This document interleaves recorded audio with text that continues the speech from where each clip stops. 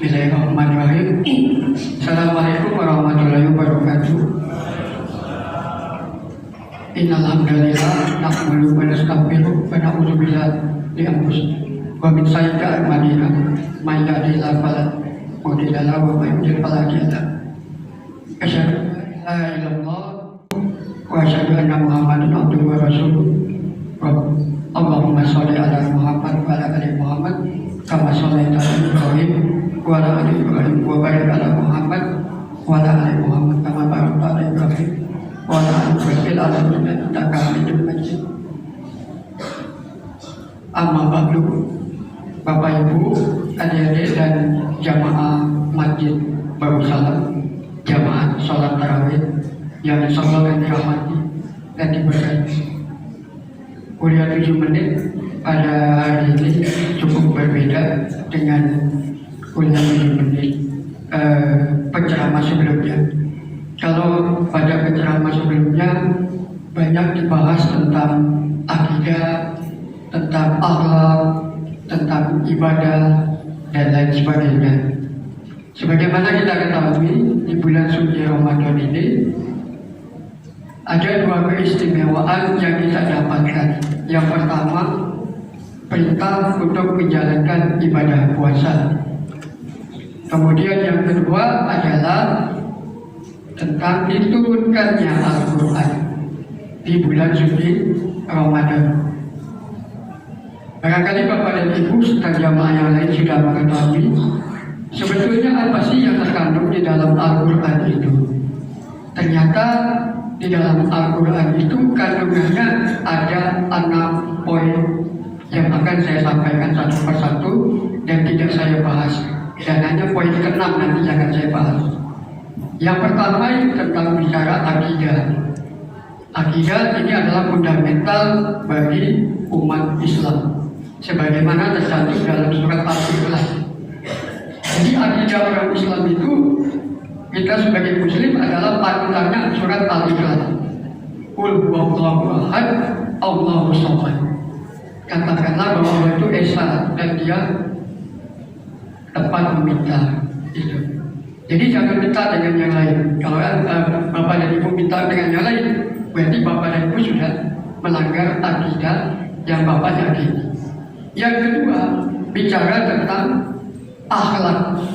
Bicara tentang akhlak ini sudah disampaikan sebagaimana kita ketahui. Kalau kita mau lihat akhlak, lihatlah Rasulullah. Karena di situ sudah ada di dalam surat, di dalam Al-Quran yang menggambarkan bahwa Rasulullah itu seperti Al-Quran berjalan. Dan yang ketiga, bicara tentang ibadah. Bicara tentang ibadah dari mulai sholat sampai dengan ibadah haji itu tercantum di dalam Al-Quran. Cuma metodenya atau caranya tidak seperti yang disampaikan secara terurutan, dan itu ada tambahan atau kajian dari sunnah-sunnah Rasulullah, yaitu dalam hadis. Yang keempat itu bicara hukum. Jadi kalau Bapak misalnya bicara hukum waris, bicara hukum nikah, kemudian bicara hukum dagang, perjanjian jual beli, itu ternyata ada di dalam Al-Quran. Sedangkan hukum negara kita itu hanya mengutip sebagian saja, tidak seluruhnya. Bicara misalnya tentang waris, Bapak dan Ibu mendapat bagian warisannya sebesar apa dan bagaimana, ternyata di dalam Al-Quran itu diulang 1/6, 1/8 dan seterusnya. Yang kelima itu bicara tentang sejarah. Jadi kalau Bapak perhatikan di dalam Al-Quran itu Bapak bisa tahu cerita tentang Nabi Adam atau kisah Nabi Adam, kisah Nabi Nuh, kemudian kisah Nabi-Nabi dan lainnya itu sumbernya dari Al-Quran, nggak ada dari yang lain. Nah, kemudian yang keenam baru bicara tentang ilmu pengetahuan. Disinilah saya akan coba menguraikan tentang ilmu pengetahuan dan kaitannya dengan ibadah puasa Ramadan. Bapak Ibu yang dirahmati oleh Allah, bicara tentang puasa Ramadan dikaitkan dengan ilmu pengetahuan, ayat surah Al-Baqarah 183 ternyata diturunkan pada tahun kedua Hijriah. Jadi sebelum Rasulullah itu hijrah, itu nggak ada perintah puasa Ramadan yang 29 dan 30 hari ini. Perintah itu baru disampaikan, diterima oleh Rasulullah itu ketika Rasulullah sudah hijrah. Jadi tahun kedua hijrah baru ada perintah puasa Ramadan. Lalu berapa kali puasa Ramadan itu terjadi pada masa Rasulullah itu berada di Madinah. Ternyata Rasulullah itu menjalankan ibadah puasa Ramadan itu sebanyak 9 kali, karena pada tahun ke-11 Hijriah beliau wafat. Jadi tidak melaksanakan puasa di tahun 11 Hijriah. Lalu apa kaitannya dengan puasa Ramadan dengan ilmu pengetahuan? Belakangan ini mungkin Bapak Ibu sudah banyak mengetahui kalau mau menjelang bulan puasa atau penetapan Ramadan atau Syawal selalu menjadi polemik, menjadi sengketa, menjadi permasalahan, bahkan sampai ada yang terjadi pertikaian, gotok-gotokan dan sebagainya. Seperti tahun lalu, Bapak masih ingat mungkin sampai ada yang mengancam untuk membunuh. Ya, bahaya sekali itu Pak.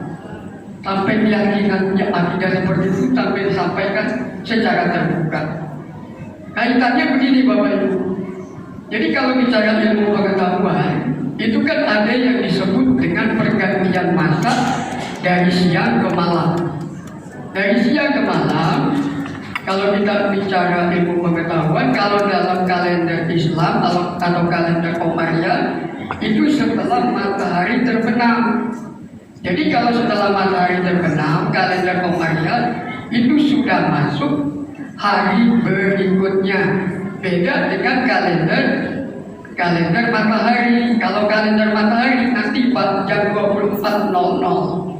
Pada saat jam 24.00 sudah lewat, kemudian masuk jam 00.01 misalnya, dia sudah terhitung 1 hari. Kalau kalender Hijriah enggak. Begitu matahari terbenam, dia sudah masuk 1 hari berikutnya. Walaupun terjadi penanggalan berbeda antara kalender Hijriah dan kalender matahari. Cuma kebanyakan bapak-bapak dan ibu kita masih menggunakan kalender matahari. Nah, disinilah yang terjadi polemiknya. Di kalender Qamariyah atau kalender bulan itu ternyata hanya 29,53 hari. Kalau di kalendernya matahari itu 365,25 hari. Setiap 4 tahun sekali dia akan digenapkan dan dimasukkan di bulan Februari. Makanya bulan Februari itu ada tanggal 29. Kalau di kalender Hijriah itu nanti pada bulan berikutnya dia tanggal 30. Misalnya seperti saudara kita yang melaksanakan ibadah puasa kalau tidak salah itu tanggal 11 kemarin, 11 Maret. Beliau akan melaksanakan puasa selama 30 hari. Kalau penetapan puasanya nanti pada tanggal 10 adalah jatuh 1 Syawal. Jadi beliau 30. Sedangkan kita yang mengikuti pemerintah itu 29 hari karena kita dimulai puasanya pada tanggal 12 Maret dan nanti pada sidang isbat itu ditetapkan pada tanggal 10 April kita masuk 1 Syawal. Nah, perselisihan ini tidak akan pernah berhenti Pak sampai nanti anak cucu. Kenapa? Kalau tidak diberikan wawasan, kemudian pandangan dan pengetahuan, kuncinya cuma satu, yaitu kembali kepada surat Al-Baqarah ayat 185. Kalau kita kutip, di situ dijelaskan wal tu'minu billahi wa tukabbirullah wal adabu wal tasbuh. Jadi sempurnakanlah, genapkanlah menjadi bilangan yang cukup, kemudian bertakbirlah itu. Jadi kuncinya di situ. Kalau misalnya nanti pemerintah tanggal 8 melaksanakan sidang isbat, kenapa pemerintah melaksanakan sidang isbatnya tanggal 8? Karena di tanggal 8 matahari terbenam itu sudah masuk tanggal 28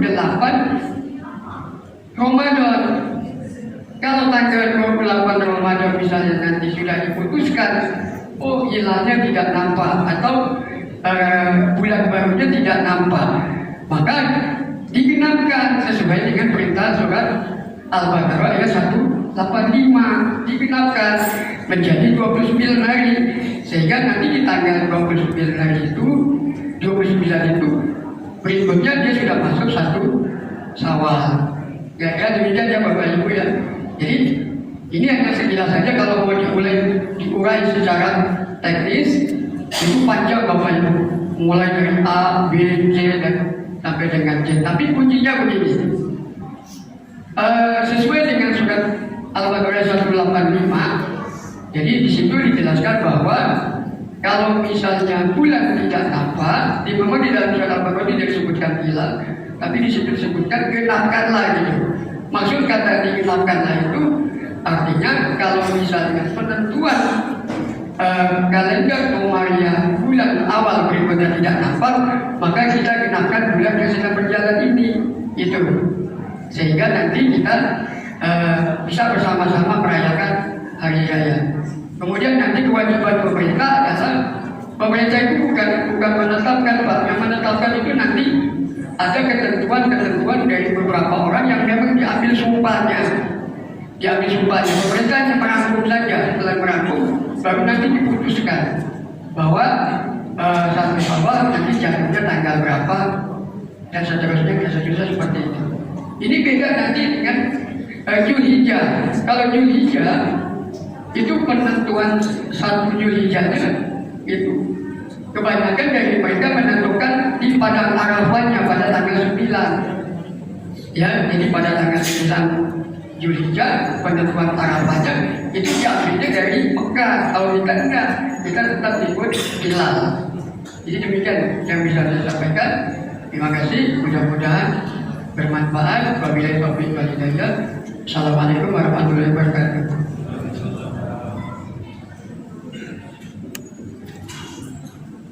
Sallu sunnatan